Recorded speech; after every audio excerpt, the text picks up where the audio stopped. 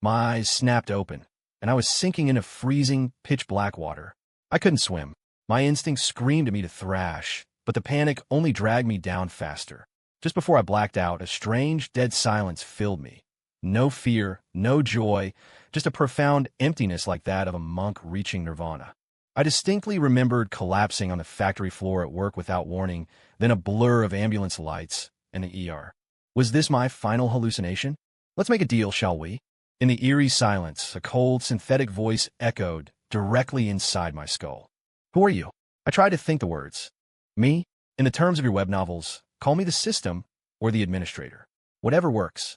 The voice ignored my confusion and downloaded the situation into my mind. My body in my original world was failing, on the verge of death. My soul was currently attached to a man named Caleb Sterling. Caleb was the protagonist of this world, but for some reason, he had been murdered, drowned in this very ocean. The system wanted me to take over Caleb's life and uncover the truth behind his death. If I succeeded, I would be restored to health in my own world. Why me? I asked. I was nothing special, just another cog in the machine, a nobody with bad luck. Because you want to live, don't you? The voice chuckled. Instantly, my soul was yanked back to my dying body in the ICU, the suffocating terror of cardiac arrest gripping me. Make your choice. I'll do it. The sensation of dying was too terrifying. If there was a deal to be made, I'd take it. Good. I'll throw in a bonus. This situation is anomalous. You'll need resources to fight back. Before I could respond, darkness swallowed me whole. When I woke up, I was in a stateroom on a cruise ship. 10 years later, Seattle-Tacoma International Airport. I walked out of the terminal, leaning heavily on a cane, my limp noticeable with every step. Two men who had been waiting approached me. Mr. Stone. The first man extended his hand, his tone steady and professional. I'm Representative Vance. The man beside him followed suit, humble yet maintaining professional distance. Representative Hall. We've been instructed to welcome you, Mr. Stone. We hope the flight was comfortable. They politely ignored my limp, focusing on my face with expressions that balanced sincerity with corporate formality. Mr. Stone, you live up to the reputation. A striking presence. We appreciate you coming all this way. I smiled. You flatter me. I'm just doing a job for the boss. Strictly speaking, I'm just a corporate wage slave. Vance didn't drop his smile, but his words carried weight. Mr. Stone is too modest. You are the plenipotentiary representative for the Sterling Consortium's overseas division. This partnership is critical. You are hardly a typical wage slave. We have high expectations. I hadn't returned as Caleb Sterling. 10 years ago, a Sterling Consortium cruise ship happened to be passing through those waters, and I was pulled from the depths. Since then, I adopted the alias Caleb Stone and worked for the family. The real Caleb Sterling had drowned in that ocean long ago. In the car, Vance sat next to me in the back, enthusiastically briefing me on Seattle's market trends and investment hotspots. Hall, in the passenger seat, chimed in occasionally with key data. I toyed with the handle of my cane, asking casually, I heard the Thorne family in Seattle has seen aggressive growth over the last decade. Their portfolio spans multiple sectors now. Is there still enough room for my investment? Vance's smile remained pleasant, but his tone shifted. You worry too much, Mr. Stone. Seattle has always favored joint development, diversity, and mutual benefit. Monopolies don't fit the market laws here. The hostility beneath his words was palpable. Realizing he might have said too much, he laughed and pivoted the conversation to infrastructure projects, as if the previous exchange never happened. I wasn't stupid enough to press. I had the answer I needed. Now I just had to execute. The rest was standard protocol, receptions, pleasantries. That night, smelling of expensive scotch, I returned to my hotel suite. Kestrel was already waiting. She was an orphan from Southeast Asia, raised as a child soldier until I found her. Since then, she hadn't left my side. She was the only person I trusted with my life. Boss, qui serait en d'aide me dossier. Detailed intel on Julian Thorne's forces. Changes. I rubbed my temples. Let me guess. Infighting about 3 months ago. Kestrel nodded. Yes, your prediction was accurate. Julian covered it up well, but it was typical. A chamber pot is useful when you need it, but once you're done, you realize it stinks and want to kick it away. Julian had used certain people to build Thorne Corp, and once they were established, he started to despise the dirty work and the people who did it. He stopped paying attention to them. By the time he noticed the internal rebellion, it was too late. You can't cover up a crack that big without leaving scars. Boss, what's the next move? Kestrel asked. No ruse. I'm here as a legitimate investor representing the Sterling Consortium. I took the hangover pill she offered. Tell our media contacts to get ready. In a few days, we start leaking the Thorn Group's dirt. Seeing Kestrel hesitate, I added, speak your mind. You don't need to stand on ceremony with me. Kestrel looked puzzled. Boss, didn't you used to say, trying to bring down a public company with internet gossip is stupid? It is. I grinned maliciously. I haven't just prepared corporate dirt. I've got the family scandals. We go shallow to deep, layer by layer, until we expose the real rot. It's a beautiful 1-2 punch. Kestrel started to speak, but I cut her off. Everything else proceeds as planned. As for the tabloids, start the leaks once I've secured my footing. By the way, I pulled up a photo from 10 years ago on my tablet. I look completely different now. Unless someone looks really closely, no one would know I'm the former young master of the Sterling family, Caleb Sterling, right? Correct, Kestrel affirmed without hesitation. Good. The identity of Caleb Stone needs to hold up as long as possible. I lay back in a hotel bed. Kestrel followed. What are you doing? I asked. Security detail. Sleeping here, she said deadpan. I pointed at the door. Get out. When the door clicked shut, I sighed. That girl had been making jokes like that lately. What did I go wrong raising her? The cemetery. A fine mist mixed with cold wind slapped my face. I placed flowers on a row of new tombstones, my eyes scanning the names. The original body's parents. His true best friend, Ryan Stone. Ryan's sister, Rain. And a last name, Caleb Sterling. The real Caleb Sterling. Since I survived using Caleb's name, I accept his karma. I bowed deeply. 5 lives. I won't let this go. If you have spirits, watch over me. As if in response, the rain stopped just as I stepped out of the cemetery. The heavy clouds tore open, and golden sunlight poured down, stinging my eyes. Voyager Capital, backed by the Sterling Consortium, officially set up shop in Seattle. Armed with massive capital, I approached various representatives in the city. The money was real, and the terms were generous. They had no reason to refuse. I was the new angel investor. The old foxes praised me to the skies, and whatever I wanted to touch, people lined up to offer it to me. Everything was proceeding methodically. Interesting. The Thorn heir is still on vacation with his wife. I sat in my newly purchased penthouse, listening to Kestrel's report surprised. I came back as Caleb Stone, not intending to clash directly with the Thorn family immediately. But I've been making a lot of noise. Julian Thorn, the actual ruler of this city, had zero reaction.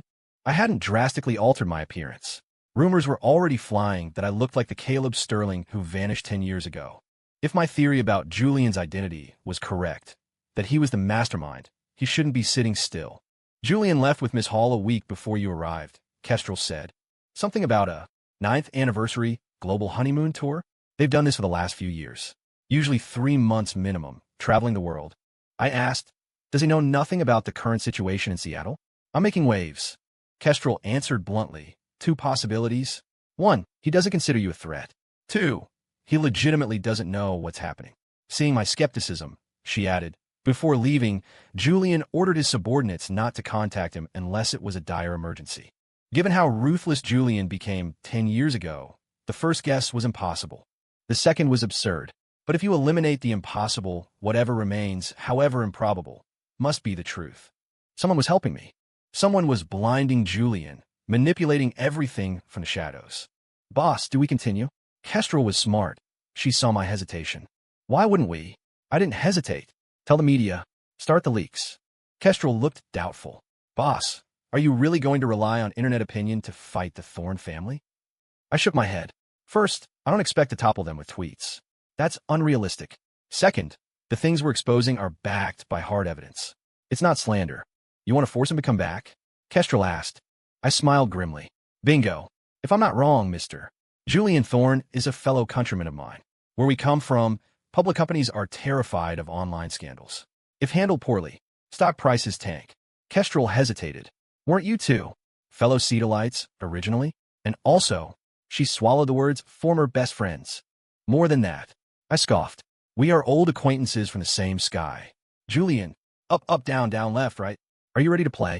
Based on the original host's residual memories, my investigations, and the system's cryptic words, I had pieced together the story. If Caleb Sterling was this world's protagonist, the heroine was likely his fiancée, Serena Hall. Caleb and Serena were childhood sweethearts, a perfect match from wealthy families. No drama, just genuine love leading to a college engagement. Julian Thorne, Caleb's best friend, was the classic second male lead. He fell for Serena the moment he saw her in college. But she was with Caleb, so he settled for being the supportive best friend, silently guarding her happiness. Until 10 years ago, everything changed. That year, Caleb decided to marry Serena. In the original timeline, he was a tech genius running a startup. To make time for the wedding, he worked himself to the bone. No one expected the accident. Returning from a month-long business trip, he wanted to surprise her. He drove straight to her house.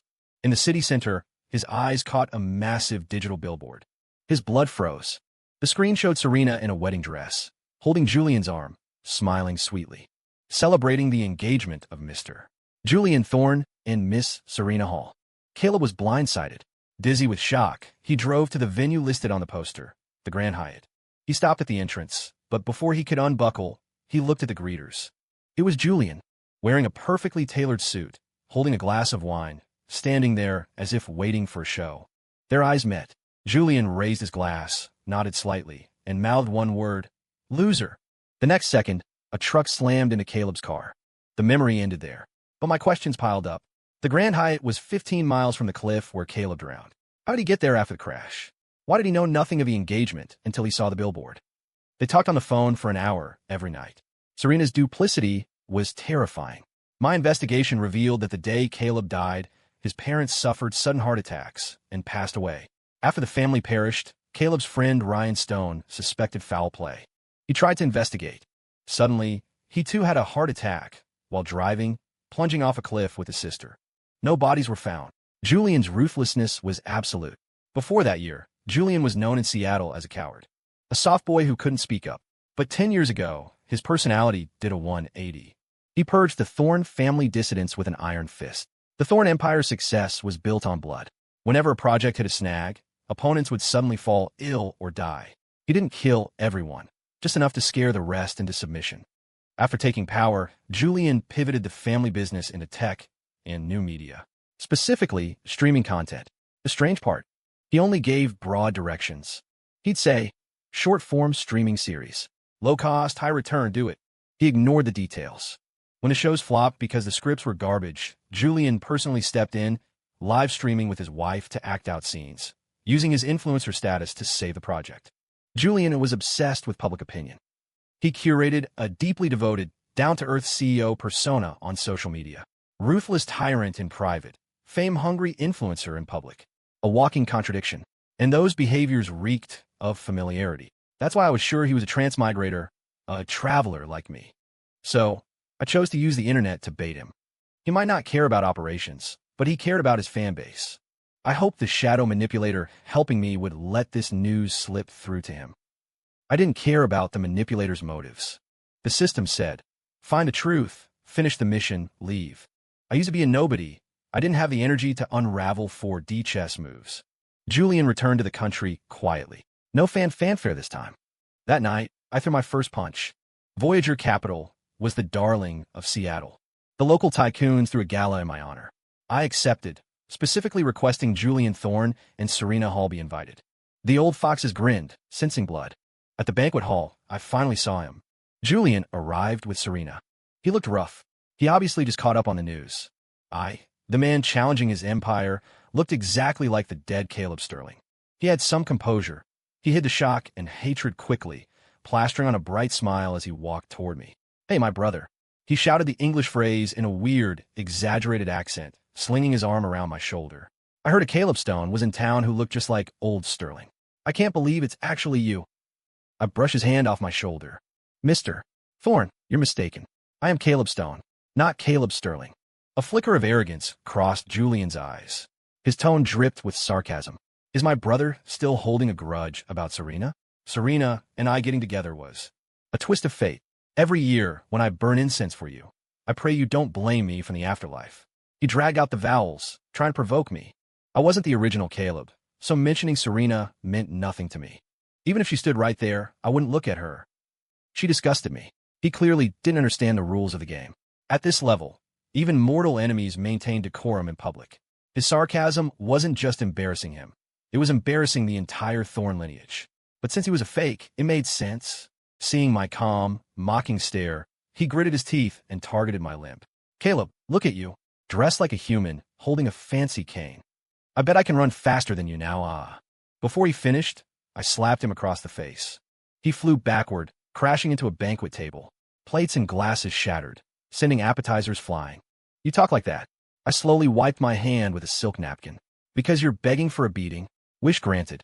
Julian struggled to his feet, face twisted in rage. Caleb, you dare hit me? Kestrel was already stepping forward, ready to engage. I just looked at him in mouth. Loser. Surprisingly, he suddenly calmed down. He shot me a venomous look, turned, and stormed out of the hall. Hey, you forgot your wife. I laughed. Caleb. Serena finally spoke. She looked at me, tears streaming down her face like a broken necklace. Caleb, I know you hate me. I am sorry. Mrs. Thorne, I hope you've been well. I gave a polite, distant smile, then turned my back on her to chat with other guests. Julian stormed back in, grabbed Serena by the arm, and dragged her out. His parting glance was murderous. I knew what he wanted. He wanted to take out the trash. He was probably dialing his fixers right now. He didn't know the weather in Seattle had changed. Officially, the city was cleaning up the gray zones to impress the visiting Sterling Consortium representative. In reality, it was a targeted purge. The men Julian used for his dirty work were specifically rounded up hours ago. They were in custody, separated, unable to coordinate a story. I would have paid to see his face when he dialed his hitmen and got straight to voicemail. What's your next move? I smirked, signaling Kestrel to release the prepared scandal packages. My spies reported that after failing to contact his crew, Julian smashed up his living room. When he saw his family name trending #1 on X, formerly Twitter, with Thorne corruption and Julian Thorne fraud, he passed out from rage. This was just the appetizer. I guessed he didn't understand how his own company worked. I didn't either, but I had the Sterling Consortium's elite financial team. To destroy Thorne Corp, we had to trap their cash.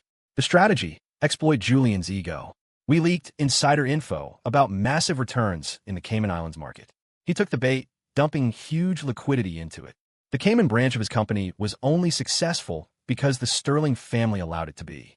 We built a beautiful, shiny trap. Under my boss's orders, the local regulators in the Caymans let Julian's branch cook the books. He saw massive profits on paper, receivables, projected earnings, and thought he was a genius. In reality, not a cent of actual cash could be moved without Sterling approval. It was monopoly money. When his actual CFO warned him, Julian cracked the man's skull with an ashtray for negativity. Julian spent the next weeks fighting the PR war. Lunar Tech, his subsidiary, was launching a revolutionary AI product. He poured the last of his real cash into the launch event to savage the company's stock.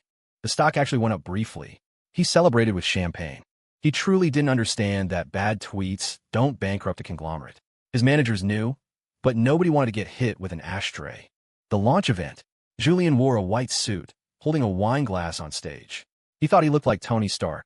Ladies and gentlemen, welcome to the future. I am Julian Thorne, founder of Lunar Tech. He presented the advanced algorithm. Then, the accident happened. The massive screen behind him didn't show the demo. It showed a code decompilation. Live, scrolling lines of source code appeared. It was the unfinished code Caleb Sterling wrote 10 years ago. Not just this product.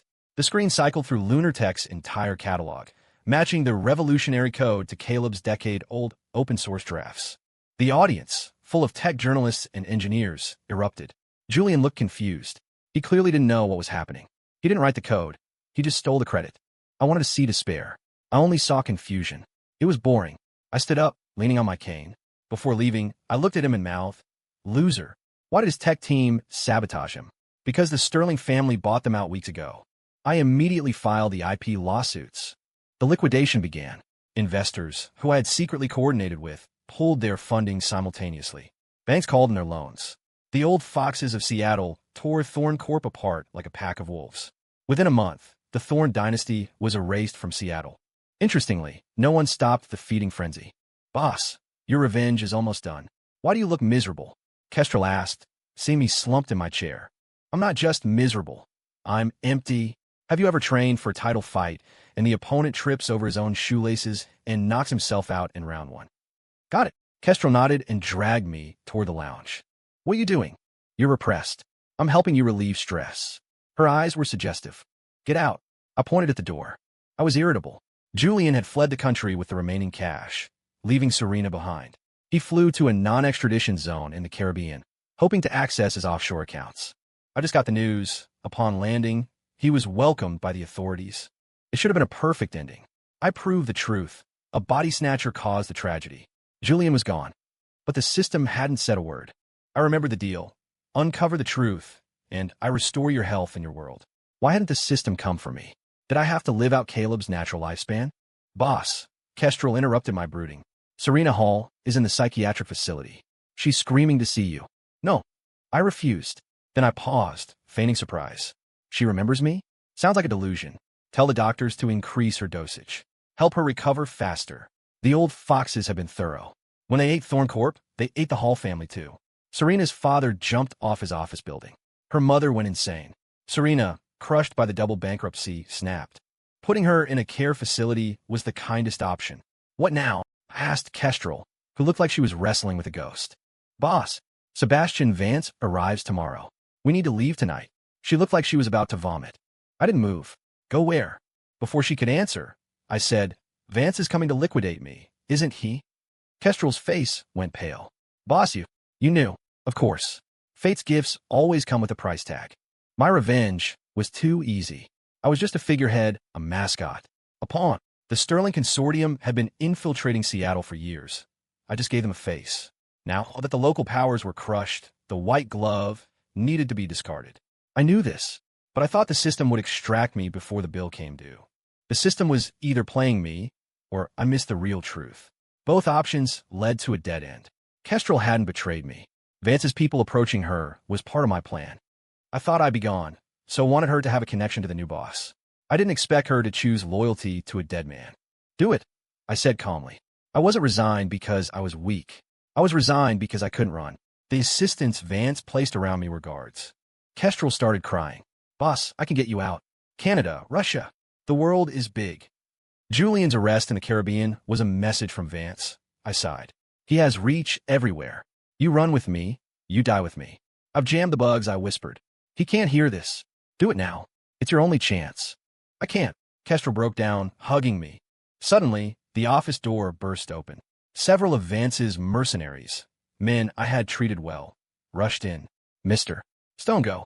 There's a boat at the docks. We'll stall them. I hesitated. Was this real? Kestrel grabbed my arm. Go. I'll stay and distract Vance. She raised her hand to chop my neck, to knock me out and carry me. But I was faster. I jammed a tranquilizer syringe into her neck. You. She slumped to the floor. Get her on the boat. I told the man. I am staying. The location was an abandoned skyscraper, a project Caleb's father started 10 years ago that stalled after the crash. It was a fitting grave for a ghost. At noon, Sebastian Vance arrived. He was cautious, surrounded by armed guards. I smiled. Battle of the Princes. Winner takes all. Congratulations, Sebastian. You secured the head of the family. You finally figured it out. Sebastian Vance looked different. The polite corporate mask was gone, replaced by the arrogant sneer of a warlord. While you were playing in the mud with that idiot Julian, I was securing the throne. I owe you, really. Your little war gave me the fortune I needed to crush my older brother. Fortune, I muttered. You think you beat Julian? Sebastian laughed. If not for me, you would have drowned 10 years ago. I saved you to harvest your fortune. I looked up. If you wanted my luck, why not kill me then? I wanted to, Sebastian sneered. But the system warned me. My identity isn't native. Taking your fortune directly causes backlash. It told me to make you a pawn. Let you fight Julian. The chaos allows me to siphon the excess luck. He continued, enjoying his monologue. Julian's collapse released massive fortune. By rights, it should have gone to you. But because I manipulated the board, I absorbed it. I am a true winner. I sighed. So I was doomed to lose. Sebastian snapped his fingers. 2 guards dragged Kestrel in. Her hands were bound, her face bruised. She woke up on the boat and swam back. Sebastian mocked. Tried to assassinate me. I envy you, Caleb. A loyal dog is hard to find. He threw her at my feet. I stayed so she could live. I said, let her go. She's a loose end, Sebastian shrugged. Since you came back, I looked down at Kestrel. We died together. Then I looked at Sebastian and held up a detonator. Mr. Vance, want to make a bet? Sebastian didn't flinch. You are stupid. Do you know what fortune does? It means bullets miss me. It means bombs are duds. My luck is at its peak. I knew you'd try this. That's why I came. I smiled. I suggest you check the news. You flew straight here. You didn't check the Seattle headlines. As his pawn, I had access to his internal files. The evidence of his illegal takeover, his money laundering, his collusion. I sent it all to the FBI and the SEC an hour ago. Sebastian checked his phone. His face went from smug to gray. How much fortune did you just lose, Sebastian? I asked softly. Enough to stop a bomb. Is your luck still strong enough to protect you? I grinned, my finger hovering over the button. In a blur of motion, Sebastian grabbed a gun from his guard and fired. At the same exact moment, I pressed the detonator. He made the smart choice. If he killed me first, he might regain the fortune. He could fix the legal mess later. We were both gambling. I was gambling with my life. He was gambling with his greed. As the gun fired, Kestrel lunged in front of me. Bang. 12 epilogue. When I opened my eyes, I was in a white void. Congratulations. You are the final victor. The system's voice returned. You have a sick sense of humor, I thought. It was all a game. Me, Julian, Sebastian. We were rats in a maze. You misunderstand, the system said. I guided you to test your limits. The other two failed the character test. You strayed, but you kept a baseline. You didn't hurt innocence. Your final choice, while selfish, trusted in justice. So I passed. I wanted to ask about Kestrel. You are now an official traveler. I will call upon you for future missions. For now, return to your world and rest. Darkness took me before I could argue. I woke up in a hospital bed. I sat up. My body felt light, strong. No pain. The heart condition was gone. The door creaked open. A woman burst in, scanning the room frantically. Her eyes locked on me. She froze, confusion and hope warring in her expression. She walked closer slowly. Boss, she whispered. I realized I wasn't Caleb Stone anymore. I was back in my original body. I looked different. Before I could explain, she launched herself at me, burying her face in my chest. It's you. I know it's you. I patted her head gently. How are you here? She sobbed into my shoulder. After I took the bullet, I thought I was dead. A voice asked if I wanted to see you again. It told me you look different here. It gave me a location and 10 minutes. If I didn't find you, I'd be sent back. I laughed internally. The system's final prank. It dropped her at the door. If I hadn't woken up, or if she hadn't recognized me, we would have missed each other forever. But she knew. Maya, I said, using the name I gave her in this world. She pulled back, eyes shining. I don't have much experience with dating, I said seriously. I'm not sure if what I feel is love, or if what you feel is just gratitude. But, do you want to try being boyfriend and girlfriend? See how it goes. Maya's eyes lit up like stars. Yes. Story complete.